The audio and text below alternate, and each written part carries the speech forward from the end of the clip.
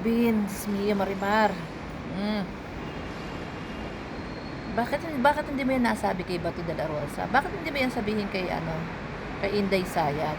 Bakit hindi mo yan sabihin sa sarili mo? Hindi ba pinapatawag ka sa ombudsman para magpaliwanag doon sa sinabi mong sumabay si Bato de la Rosa?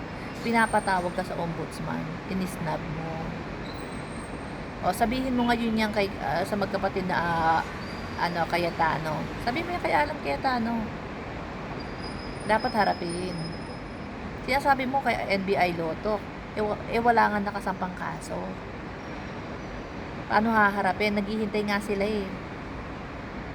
Alam mo, bago ka tumingin sa iba, yung munang bakuran mo muna ang tignan mo, ha?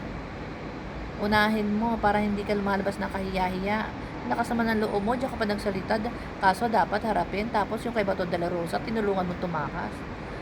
Si Inday Sayad, ayan, hindi makaharap, nasa Senado pero nasa likod, hindi nagtatago. Hinarap ba? Hindi. Ikaw, humarap ka ba sa ombudsman? Hindi. Alan Cayetano, ito nagwawala.